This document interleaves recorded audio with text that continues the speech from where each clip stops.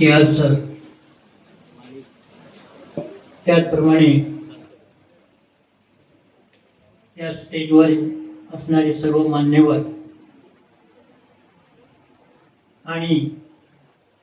आज ज्यांचा हा गुणगौरव कार्यक्रम आहे ते सर्व या प्रशालेचे विद्यार्थी विद्यार्थिनी आणि सर्व ग्रामस्थ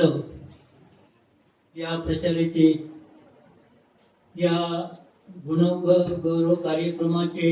विधाते म्हणता येतील असे सर्व शिक्षक ज्यांनी हे सगळे परिश्रम घेतलेले आहेत आणि त्यामुळे हा गुणगौरव कार्यक्रम साजरा होत आहे ते शिक्षक,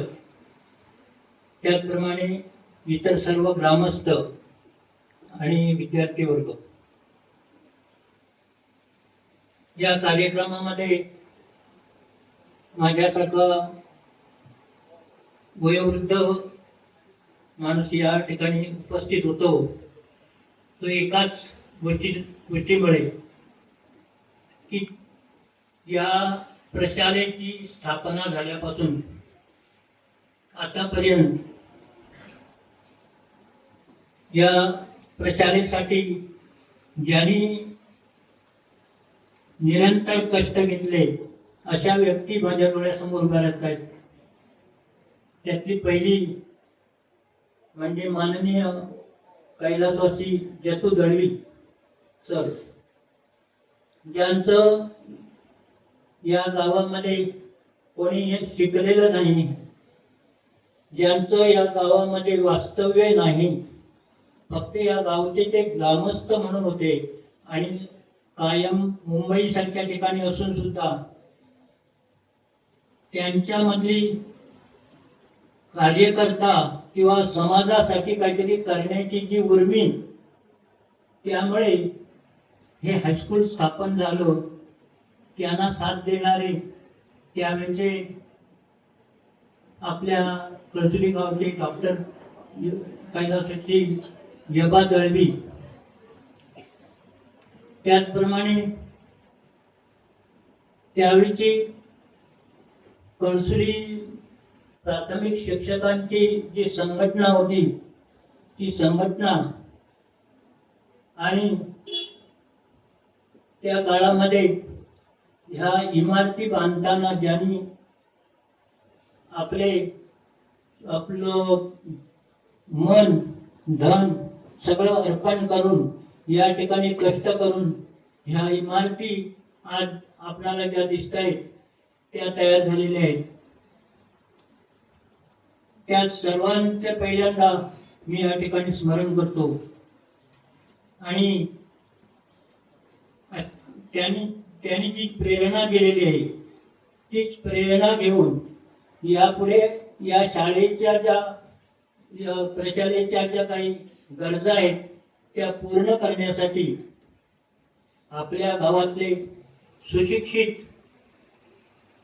सर्व लोक, त्याचप्रमाणे आजी माजी विद्यार्थी सगळे यांनी यापुढे निरंतर कार्य करावं अशी मी त्यांना विनंती करतो. त्याचप्रमाणे प्रशालेमध्ये आज शिकणारे जे विद्यार्थी आहेत ते तुम्ही भाग्यवान आहात, कारण तुम्हाला जे शिक्षक वर्ग मिळालेला आहे तो केवळ आपली ड्युटी बजावण्यासाठी नुसतं काम करत नाही, तर मनापासून तुमच्या सर्व पुढील जीवनाचा विचार करून तुम्हाला पुढच्या आयुष्यामध्ये सुख समाधान लाभावं, सुखी तुमचं जीवन जावं या हेतूने तुम्हाला मार्गदर्शन करत असतात, शिकवत असतात. तर त्यांचा तुम्ही लाभ घेऊन पुढे या ठिकाणी असं किंवा पुढे म्हणजे 12वीचे विद्यार्थी आता कॉलेजमध्ये जातील, त्यांनी सुद्धा आपणाला कोणी मदत केली, आपल्या ह्या हायस्कूलने आपल्याला कसं घडवलं, शिक्षकांनी कसं घडवलं हे निरंतर लक्षात ठेवून